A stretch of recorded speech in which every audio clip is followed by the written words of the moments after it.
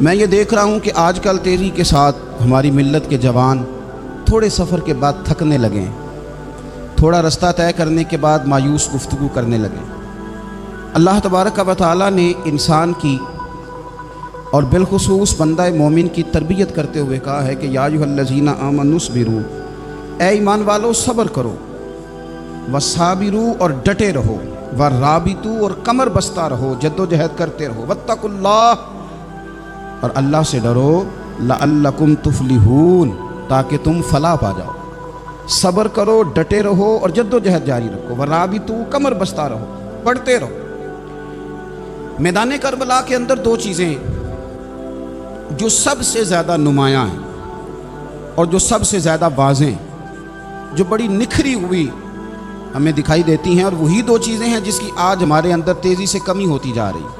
بڑے یہ شکایت کرتے ہیں کہ آپ نوجوانوں کو سمجھائیں، ان کو جلدی کاہے کی ہے، حالات ٹھیک ہو جائیں گے۔ بعض جگہوں پہ چھوٹے یہ کہتے ہیں کہ ابا جی سے اور دادا جی سے آپ یہ کہیں کہ کام اپنے وقت پہ ہونا ہے، جلد باز نہ ہوا کریں۔ میدان کربلا نے انہی دو چیزوں کا ہمیں سبق دیا ہے۔ وہ چیزیں کیا ہیں؟ ایک صبر، ایک استقامت۔ آپ اپنی زندگی حوصلے کے ساتھ گزاریں اور اپنے سفر کو جاری رکھیں، استقامت کے ساتھ آگے بڑھتے رہیں۔ یہ دو چیزیں سبق ہیں میدان کربلا کا۔ میدان کربلا کے اندر جو چیز سب سے زیادہ اہل بیت نبوت کی طرف آئی ہے وہ ظلم ہے، ستم ہے، جفاکشی ہے، اور اہل بیت نے جو سب سے بڑھ کر کر کے دکھایا ہے وہ ان کا صبر ہے۔ یہ صبر اور استقامت کی مثال علماء نے لکھی ہے۔ جس طرح دریا کے دو کنارے ہوتے ہیں نا، اگر وہ دو کنارے دریا کے موجود رہیں تو وہ دریا اپنے مقام پہ جا کے کھیت کو پانی دیتا ہے، کھلیان کو پانی دیتا ہے، سبزیاں اگتی ہیں، درخت اگتے ہیں، زمین بنجر ہو تو اس کی آبیاری ہوتی ہے۔ اگر وہ دو اس کے بند سائیڈوں پہ قائم رہیں، لیکن اگر وہ بند درمیان سے نکال دیے جائیں تو وہی دریا تباہی مچا دیتا ہے، سیلاب آ جاتا ہے۔ انسان کی زندگی میں صبر اور استقامت دو بند ہوتے ہیں میرے بھائی، یاد رکھنا۔ اگر آپ کے اندر صبر اور استقامت ہے تو آپ کی خواہشات کنٹرول میں رہتی ہیں، اور اگر یہ صبر اور استقامت آپ سے چھوٹ جاتا ہے، بڑا کچھ لوگ کہیں گے، بڑی باتیں کریں گے، بڑا کچھ سنایا جائے گا، اپنے بیگانے کئی رستوں پر کئی جملے کسیں گے، اگر یہ دونوں بند ٹوٹ گئے تو آپ کی خواہشات بے لگام ہو جائیں گی، وہ آپ سے وہ کام کرائیں گی جو آپ نے خواب میں بھی نہیں سوچا ہو۔ صبر اور استقامت، میں پڑھ رہا تھا، علماء نے لکھا ہے کہ قرآن پاک میں اللہ نے 90 کے قریب، تقریباً 90 مرتبہ صبر کا ذکر کیا، اور حدیث پاک میں میرے رسول پاک نے تقریباً 900 مرتبہ صبر کی تلقین فرمائی ہے۔ قرآن مجید تو کسی بات کو اشارتاً کر دے تو وہ کافی ہے، لیکن جگہ جگہ قرآن مجید نے کہا، جگہ جگہ کہا، یا ایھا الذین آمنوا اصبروا وصابروا ورابطوا، ایمان والو صبر کرو، ڈٹے رہو، کمر بستہ رہو، واتقوا اللہ، اللہ سے ڈرو، لعلکم تفلحون، اس امید پر کہ تم فلاح پا جاؤ۔ اپنی زندگی تھوڑی سی حوصلے والی گزاریں۔ آپ کسی کی محبت میں کوئی جملہ کہے تو اسے بھی ذرا سہنا سیکھیں، اور کسی اپنے کے خلاف جب کوئی بندہ بات کرے تو اسے بھی سہنا سیکھیں۔ جس طرح تعریف آپ کو میٹھی لگتی ہے نا، اسی طرح جب تنقید بھی میٹھی لگنے لگے نا، جو نظریے کے لوگ ہوتے ہیں انہیں تنقید اور تعمیر سے فرق نہیں پڑتا، کیونکہ وہ ان کا اپنا ایک ویژن ہوتا ہے، ان کی اپنی ایک سوچ ہوتی ہے، وہ اپنے نظریے پر چل رہے ہوتے ہیں، انہیں زیادہ پریشانی نہیں ہوتی، انہیں دکھ بھی اتنی تکلیف نہیں دیتے، جتنا مزہ سکھ دیتے ہیں اتنا ہی مزہ دکھ دیتے ہیں، کیونکہ ان کا ایک ویژن ہے۔ قرآن مجید کا ایک دوسرا مقام ہے، سورہ لقمان ہے، حضرت لقمان اپنے بیٹے کو نصیحت کرتے ہیں تو کہتے ہیں یا بنیا، اے میرے بیٹے، اقیم الصلاۃ وامر بالمعروف، ایک تو نماز قائم رکھنا، اور دوسرا لوگوں کو نیکی کا حکم دینا، ونہا عن المنکر، اور لوگوں کو برائی سے منع کرنا، واصبر علی ما اصابک، اور اس رستے میں جو تجھے تکلیف آئی اس پر صبر کرنا۔ بیٹے کو نصیحت کر رہے ہیں باپ، اور لہجہ دیکھیے کہ یا بنیا، او میرے بیٹے، کیا لہجہ ہے، کیا انداز ہے، او میرے بیٹے۔ ایک تو یہ کرنا، نماز قائم رکھنا، بھلائی کا حکم دینا، برائی سے منع کرنا، اور اس پر جو تجھے مشکل آئے اس پر صبر کرنا۔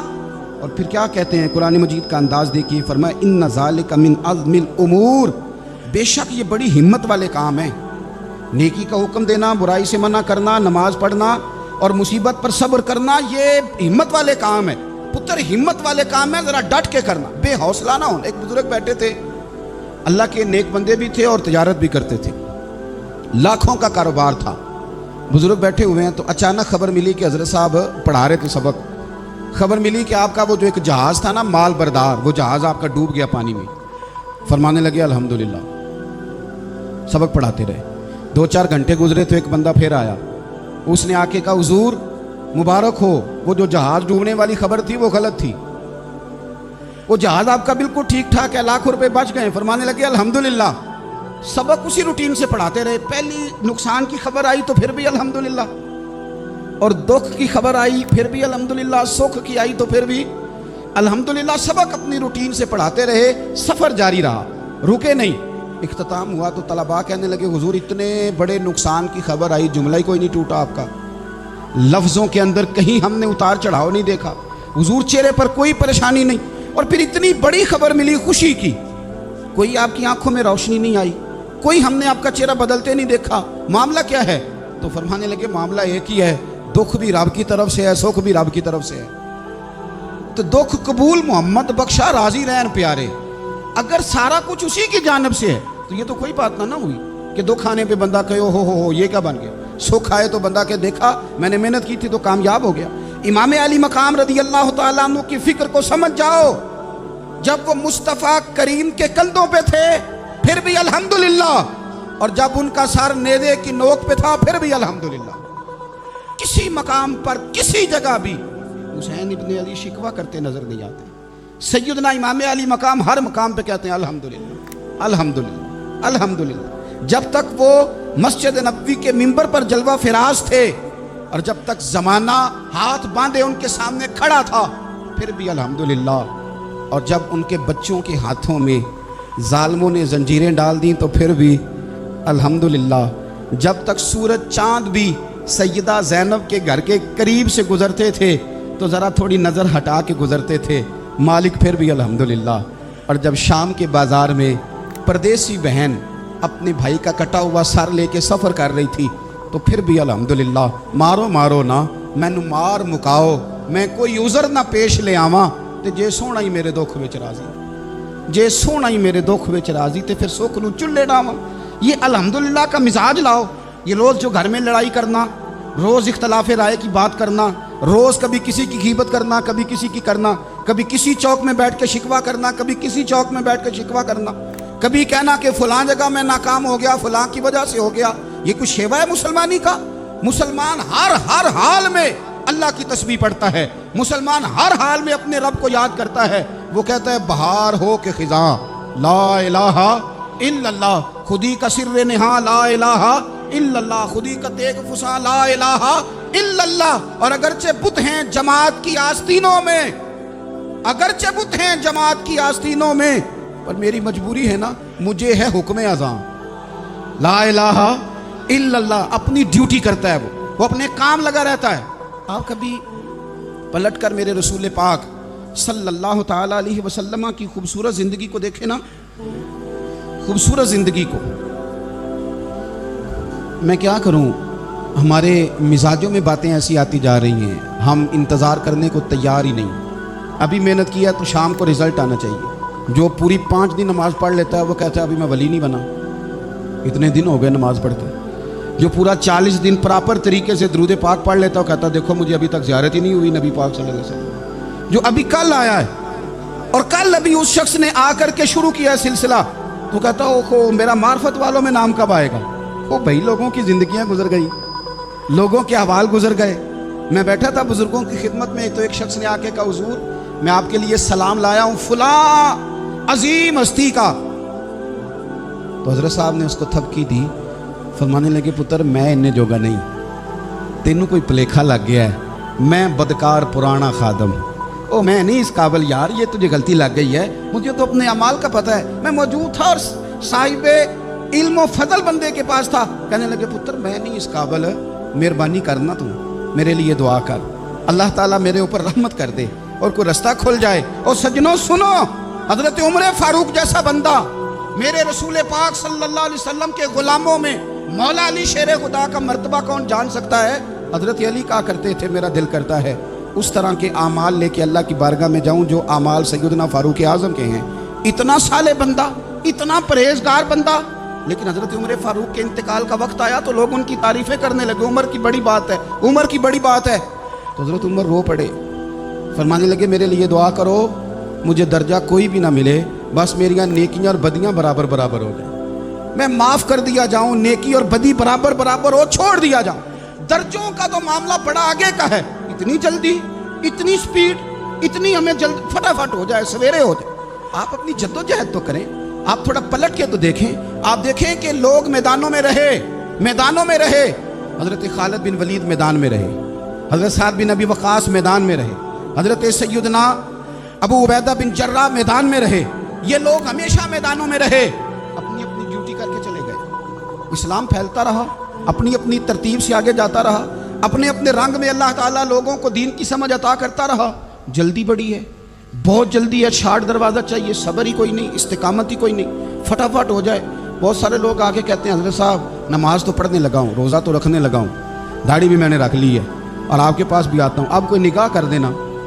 تو میں کہتا ہوں یہ جو نماز آپ نے شروع کی ہے یہ بغیر نگاہ کی ہو گئی ہے، یہ جو آپ آنا شروع ہو گئے ہیں تو اس کو آپ نگاہ نہیں سمجھتے، اور یہ بھی میری نگاہ نہیں، پریشان نہ ہو جائیے گا، یہ بھی اللہ رسول کی نگاہ ہی ہے۔ او خدا کے بندو، تھوڑا سا اپنی زندگی میں صبر اور استقامت کو لاؤ، تھوڑا رستے پہ چلنا سیکھو۔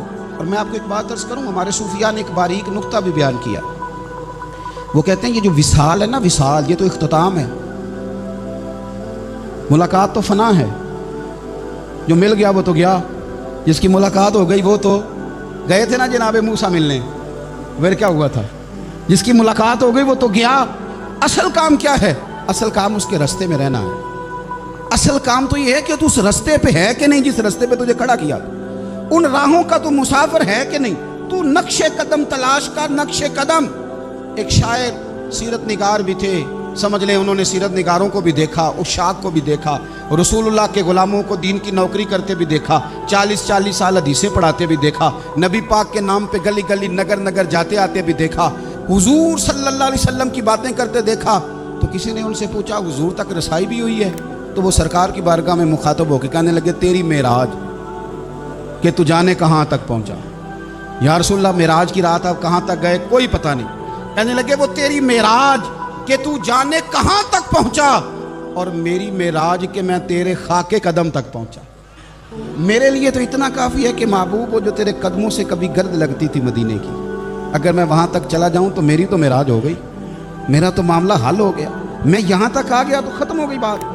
تھوڑا سفر کریں، ایک تو یہ دیکھیں آپ کہ آپ کتنے بھی بڑے ہیں، کتنے بھی عظیم ہیں، کتنے بھی لائق ہیں، کتنے بھی نیک ہیں، پھر بھی آزمائش زندگی کا حسن ہے۔ میں مسافر ہوں، کوئی زندگی کے 11-12 سال ہو گئے ہیں مجھے سڑکوں پہ وقت گزارتے، تو میں بہت سارے لوگوں سے میں نے بڑا کچھ سیکھا ہے، میری جو گاڑی چلانے والے لوگ ہیں ان سے بھی میں نے بڑا کچھ سیکھا ہے۔ ایک میرا دوست تھا تو میں نے اس سے کہا کہ میرا خیال ہے موٹر وے پہ آپ کو گاڑی چڑھا دی جائے تو آپ کے لیے آسان ہے، تو کہنے لگا پیر صاحب ہے موٹر وے اوکھی جے چلانی۔ میں نے کہا وہ کس طرح؟ وہ کہنے لگے کہ موٹر وے پہ نا گاڑی چونکہ نہ کوئی سپیڈ بریکر ہے، نہ موٹر وے پہ کوئی چنگچی والا آگے آتا ہے، نہ زیادہ رش ہوتا ہے، تو سیدھی سیدھی چلاتے رہتے ہیں تو نیند آنے لگ جاتی ہے۔ اگر بار بار آئے نا سپیڈ بریکر اور بار بار بریک لگے تو آنکھ ذرا کھلی رہتی ہے۔ تو مجھے مسئلہ سمجھ میں آ گیا، میں نے کہا اس کا مطلب یہ ہے، اس کا معنی یہ ہے کہ جن کی زندگی بالکل سکھوں میں گزرتی رہتی ہے نا، آرام پسند ہو جاتے ہیں، جن کی زندگی بالکل آسانیوں میں بیتی ہے وہ آرام پسند ہو جاتے ہیں۔ اور اگر کبھی کبھی سپیڈ بریکر بھی آئے، کبھی کوئی دکھ بھی دیکھنا پڑے، کبھی کوئی اپنوں بیگانوں کی بات بھی سننی پڑے، کبھی کوئی قریب آتا دور جاتا دکھائی بھی دے، کبھی کوئی بیماری تندرستی، یہ حالات بدلتے رہیں، دن تبدیل ہوتے رہیں، تو پھر لطف بڑا آتا ہے، پھر مزہ بڑا آتا ہے۔ وہ کسی نے کہا تھا لگا نا جدو میدان ازل دا تے لوکی چوراں وانگ سدھائے، کسی نے لٹ لئی علم جوانی، کسے ہاسے چولی پائے، آزم ویک جہالت ساڈی اسی عشق خرید لے آئے، ویکھ نا جہالت ساڈی اسی عشق خرید لے آئے۔ اور پھر کہنے لگے کسے دے سر دستار امامت اس علم پڑھاون سکھیا ہے، تے کسے نے پہنے ہیں فقر دا چوگا اس زہد کماون چکھیا ہے، آزم ویخ نصیبہ ساڈا اسی یار مناون سکھیا ہے، تم ویخ نصیبہ ساڈا اساں یار مناون سکھیا ہے۔ میرے عزیز زندگی کے اندر دیکھو، کائنات میں سب سے زیادہ محبوبیت मेरे रसूल पाक की है। मेरे नबी पाक सल्लल्लाहु अलैहि वसल्लम की जुल्फ़ की बात भी मेरा रब करता है, हुजूर की आँखों की बात भी मेरा रब करता है, हुजूर सैयद आलम के चेहरा वद्दुहा की बात भी करता है, जुल्फ़े वल्लैल की बात भी अल्लाह करता है। मेरा रब रसूल पाक सल्लल्लाहु अलैहि वसल्लम के सीना अलम नशरा की बात भी करता है, पेशानी वल फजर की बात भी करता है, हुजूर की आंखें माज़ागल बसर की बात भी करता है। इतनी महबूबियत कि रसूल पाक चलें तो अल्लाह उसकी बात भी करे, हिजरत करें तो उसकी बात भी करे, जिस शहर में हुजूर रहें उसकी कसम उठाए। और हाल पता क्या है कि महबूब पैदा नहीं हुए तो बाप चले गए, अभी उम्र छोटी थी, माँ की खुल के ज़ियारत होना थी कि अम्मा भी चली गई, दादा कंधों पे खिलाया करते थे। तो तारीख कहती है कि दादा का जनाजा उठा तो पीछे पीछे हुजूर भी आंसू बहा रहे थे। एक वफादार बीवी मिली तो अपने वक्त पे सैयदा खतीजा भी चली गई। एक टाइम आया तो जनाब अबू तालिब भी रुखसत हो गए। मक्के से हुजूर को इतना प्यार था वो छोड़ना पड़ा। सादिक और अमीन कहने वालों ने हुजूर की दावत को कबूल करने से इनकार कर दिया तो रसूल करीम ने अपनी पेशानी पर किसी किस्म का कोई शिकन नहीं आने दिया। रसूल पाक मदीने आए तो लोग तलवारें लेके बदर में आ गए लड़ने, शहीद करने, हुजूर वहां भी कोई परेशान नहीं होते। मैदान उहद आया तो नबी पाक ने अपने चचा को कटे हुए वजूद में देखा, निकली हुई आंखों में देखा, कटे हुए होंठों में देखा। किसी जगह मेरे रसूल पाक सल्लल्लाहु ताला अलैहि वसल्लम शिकवा करते दिखाई नहीं देते। हुजूर की वो बीवी सैयदा आयशा सिद्दीका रज़ी अल्लाह ताला अन्हा, जिनकी पाकी का रब बयान करे, उन पर मुनाफिकीन ने इल्जाम लगा दिया। इतने पाक घराने पर लोगों ने उंगली उठाई। मेरे रसूल ने आंसू बहाए पर किसी जगह हुजूर परेशान होते दिखाई नहीं दिए। हम ढूंढने लगे, तलाश करने लगे। जब दरवाज़ा रसूल पे गए तो हुजूर खुद बोले, मेरे रसूल फरमाने लगे, मेरे गुलामों याद रखना ये सब्र मेरी चादर है, ये सब्र मेरी चादर है, ये हौसला मेरी चादर है। सैयदा आयशा सिद्दीका रज़ी अल्लाह ताला अन्हा फरमाया करती थी, लोगों मुझे अल्लाह की इज्जत की कसम मैंने हुजूर से बढ़कर किसी को सब्र करने वाला नहीं देखा, किसी को हौसला करने वाला हुजूर से बढ़ के नहीं देखा। उम्मत को क्या हो गया? ये चौराहों पे लड़ रही है, चौकों पे लड़ रही है, घर हैं कि फसाद के आईनादार बने हुए। लोग आके रो पड़ते हैं कि जनाब भाइयों का सलूक नहीं, कोई दुआ कर दें। रो पड़ते हैं जनाब अब्बा के साथ भी लड़ाई हो जाती है, कोई तावीज़ दे दे। जरा जरा हौसला नहीं, सब्र नहीं। किसी जगह ठहरना तो सीखो मेरे अजीज, किसी जगह ओ यारो आओ ना, मैदान करबला के दो सबक, इस्तकामत और सब्र। कितना दर्जा है सैयदना बिलाल हबशी का। मैं तकरीर कर देता हूँ, आप सुन लेते हैं, लेकिन कभी वो अंदाज भी तो देखो ना। हज़रत बिलाल, ओ मेरे दोस्त, जेल के अंदर बंदे के हाथ नहीं बांधे जाते, पैर नहीं बांधे जाते, पर लोग जेल में रोते हैं, तड़पते हैं। सैयदना बिलाल कहते हैं मैं कलमा पढ़ता था, रात उमैया मुझे बांध के रखता था और सवेरे जब पत्थर अच्छी तरह तप जाते थे ना तो ला के बाहर मुझे पत्थरों पे लिटा देता था और मेरे वजूद पर भारी भरकम पत्थर रख देता था। सुनना जरा, तसव्वुर में लाना, भला मैं क्या कहने लगा हूँ। हजरत हसन बिन साबित रज़ी अल्लाह ताला अन्हु फरमाते हैं, मैं मक्का मुकरमा आया हज या उम्रे के लिए, तो मैंने मस्जिद नबवी के जो आज मुअज्जिन बिलाल हैं, मैंने इनका ये रंग देखा कि मक्के के बच्चों ने उनके गले में रस्सी बांध के ना तो हाथों में पकड़ी हुई है और मक्के के बाज़ारों में ना उनको खींचते हैं, ले जाते हैं। मैंने एक शख्स से पूछा ये क्या माजरा है, क्या मुअम्मा है? तो बताने वालों ने बताया कि ये काले रंग का हबशी गुलाम मार सारा दिन खाता है, इसके साथ लोग वो सलूक करते हैं जो अज़ियतनाक और खौफनाक है।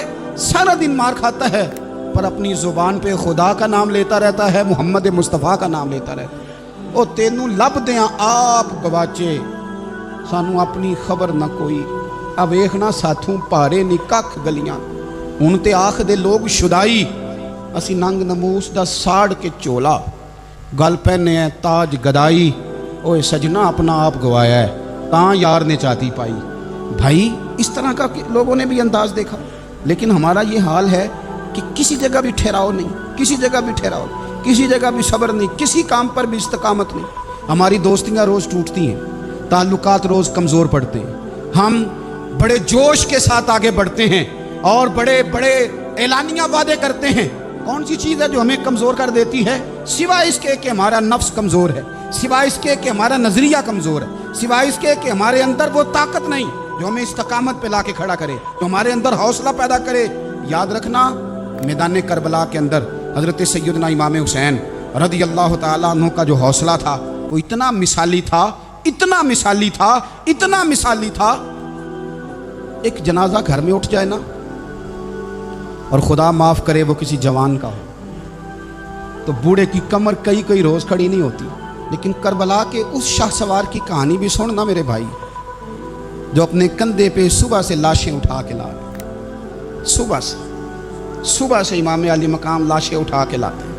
حضرت قاسم بن حسن کا لاشا اٹھا کے لا کے رکھا. حضرت علی اکبر شہید ہو گئے، آواز دی ابا جی سنبھالنا، تو لاش مبارک اٹھا کے رکھی.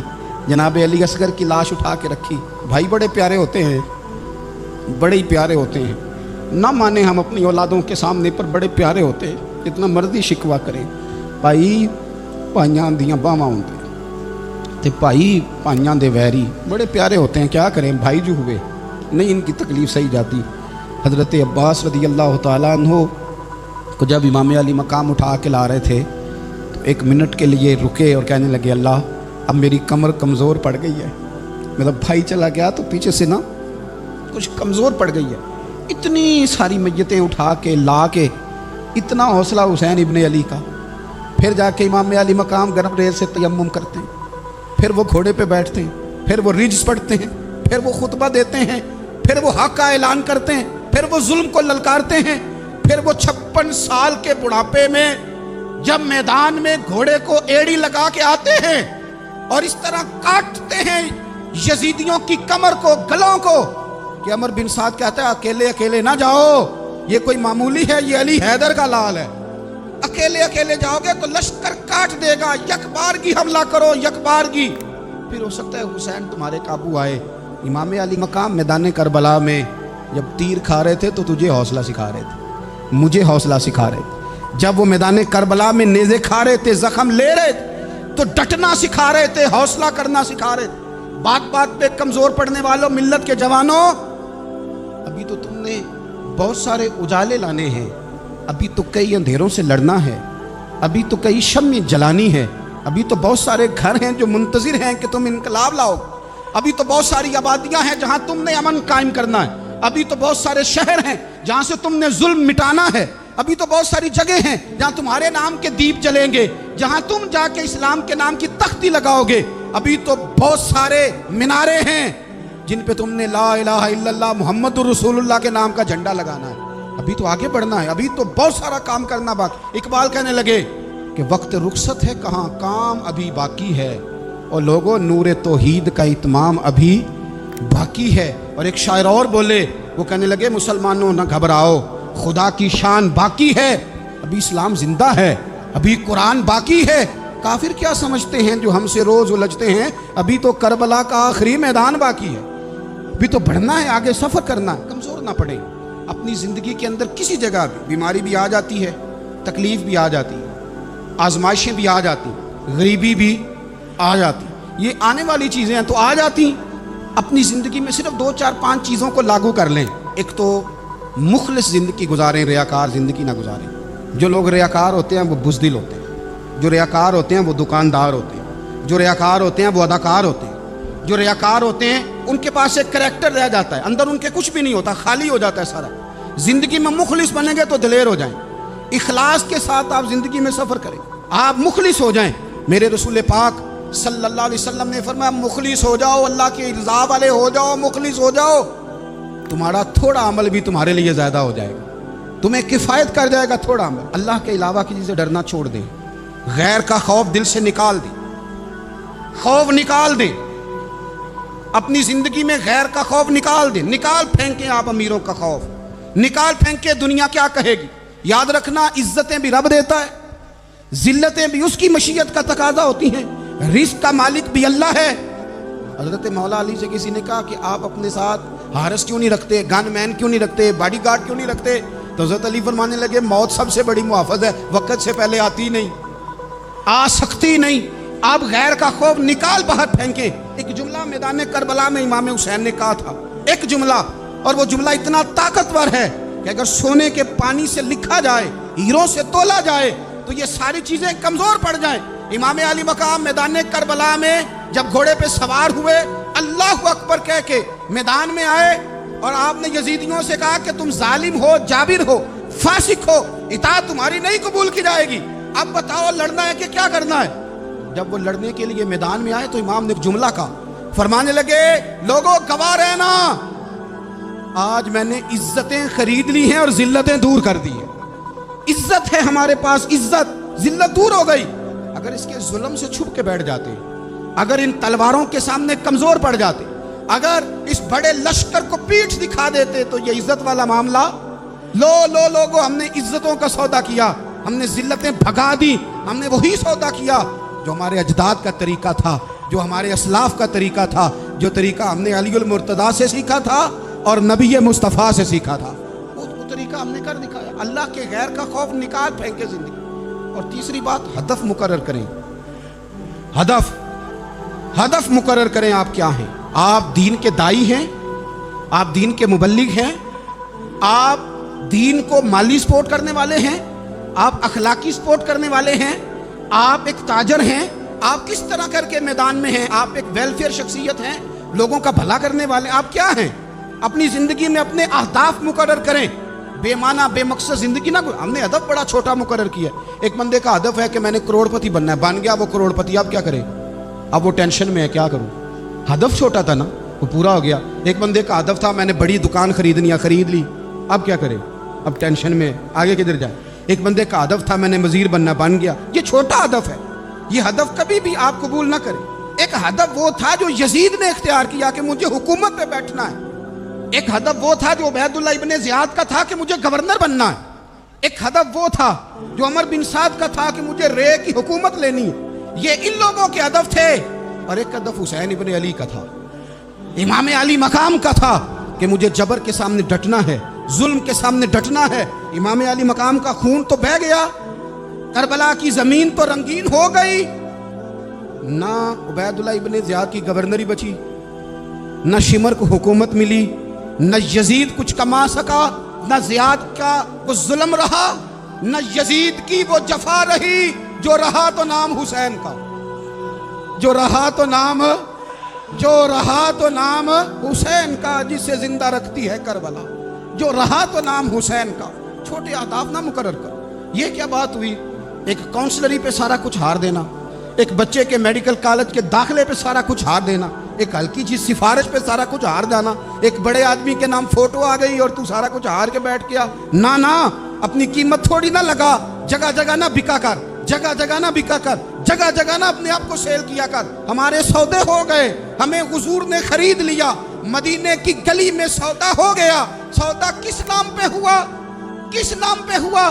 ہم نے صرف اتنا کہا کہ یا رسول اللہ میدان محشر کہہ دینا کہ وہ دیکھو ہمارا غلام آ رہا، بس اتنی سی بات پہ سودا ہوا، بک گئے، طے کر لیا، اس کو معراج سمجھا۔ بھائی کمزور کیسے پڑ گئے ہم؟ کس مقام پہ کمزور پڑ؟ کہاں جا کے ہمارے اندر کمزوری آئی؟ استقامت، صبر، حوصلہ، ڈٹنا، مضبوط ہونا۔ ہم نا سوشل میڈیا دیکھ کے رائے قائم کرتے ہیں، آج کل یہ ہو رہا ہے تو لہذا آپ بھی یہ کر دیں، کل وہ ہو رہا ہے تو لہذا آپ بھی وہ کر دیں۔ ہمارا نظریہ کتاب و سنت ہے، ہمارا نظریہ وہ ٹرینڈ نہیں جو آج کل فلانی جگہ پہ چل رہا ہے۔ ہمارا نظریہ ہمارے بزرگوں کے 1400 سالہ نظریات ہیں۔ آپ 4 5 6 خبریں دیکھ کے نظریہ نہ بنایا کریں، نظریہ اللہ کی کتاب دیکھ کے بنائیں، رسول اللہ کا فرمان دیکھ کے بنائیں۔ 5 7 10 20 اینکر جہاں آپ کو لے کے جائیں وہ والا ذہن نہ بنائیں، ذہن وہ بنائیں جو ذہن ہمیں سیدنا امام حسین نے عطا فرمایا۔ اپنی زندگی میں ایک تو اخلاص لائیں، اللہ کے غیر کا خوف نکالیں، ہدف مقرر کریں اور مزاج جد و جہد والا بنائیں، جد و جہد والا۔ میرے حضرت صاحب، میرے تاج الشریعہ، میرے شیخ، میرے مربی، میرے محسن، سرمایہ حیات، میری آنکھوں میں بھی وہ جلوہ ہے کہ میں نے ان کو دیکھا ہے۔ انہوں نے اپنی زندگی ایک کونے سے شروع کی، پوری دنیا کا انہوں نے سفر کیا۔ انہیں پتا تھا کہ بریلی شریف میں لاکھوں لوگ آتے ہیں، یہاں عرس ہوتے ہیں، لیکن ان کی ایک وصیت ہے، وہ بہت ساری جگہ آڈیو ریکارڈنگ بھی اس کی موجود ہے۔ حضرت نے فرمایا تھا میں زندگی میں رسول اللہ کے دین کے لیے نکلا ہوا ہوں، میں جگہ جگہ سفر کرتا رہتا ہوں، میری وصیت ہے اس رستے میں اگر کہیں میرا آخری وقت آئے تو مجھے بریلی شریف نہ لے کے جانا، اسی راہ میں مجھے دفن کر دینا، اسی راہ میں۔ उसी जगह दफन कर देना। मैं चाहता हूँ उसी राह पे दफन हो जाऊँ, उसी जगह। अदम से लाई है हस्ती में आरज़ू बे रसूल। देखो हमें कहाँ कहाँ लिए फिरती है जुस्तजू बे रसूल, कहाँ कहाँ लिए फिरती है जुस्तजू बे रसूल। और मैं अपनी हयाती तो कुर्बान थी वहाँ। देखो मोहम्मद मोहम्मद पकींदे गुजर गई, अहद नाले अहमद सदींदे गुजर गई। कहा कि इसी रास्ते में ना, इसी रास्ते में, यानी रास्ता हो और जब आखिरी वक्त का ऐलान हो तो लोग कहें कि वो तो हुजूर के दीन की बात बताने गया था, और कोई कहे वो तो अभी अभी रसूलुल्लाह का दीन सुना के गया था, और कोई कहे कि उसने तो कल भी वादा किया था कि वो आएगा और हुजूर की बात सुनाएगा। अदम से लाई है ना हस्ती में हमें आरज़ू बे रसूल। लोगों देखो ना हमें कहाँ कहाँ लिए फिरती है जुस्तजू बे रसूल। फिर जब ही नज़ारा हो मैदान हश्र में बेदम कि सब हों पेश खुदा और मैं रूबरू बे रसूल। अपनी ज़िंदगी में अहदाफ मुकर्रर करें। लोगों हमने अपने बच्चों को, औलादों को, कबीलों को, बस्तियों को, बरादरियों को बड़ा कुछ दिया है। आओ ना आज हम अल्लाह के हुजूर कुछ इरादे करें कि हम अपने दीन को भी कुछ देंगे, हम अपने मज़हब के लिए भी कुछ करेंगे। आप यकीन करें कॉलेज मजबूत हो गए, मदारस कमज़ोर हो गए। आप यकीन करें खेल के अड्डे आबाद हो गए। खुदारा अपने दीन के लिए भी सोचना सीखें, अपनी इस्लामी इक़दार के लिए भी सोचना सीखें, दीन की सरबुलंदी के लिए भी सोचना सीखें। मेरी ज़िंदगी का मकसद तेरे दीन की सरफराजी, मैं इसीलिए मुसलमान, मैं इसीलिए नमाजी। हज़रत उमर फ़ारूक रज़ी अल्लाह ताला अन्हु ना हाथ के अंदर तलवार लेके दीन की पहरेदारी को निकलते थे। इमाम हुसैन ने तलवार ली, मैदान में दीन की पहरेदारी को निकले, दीन की अक़दार बचाई हैं इमाम हुसैन।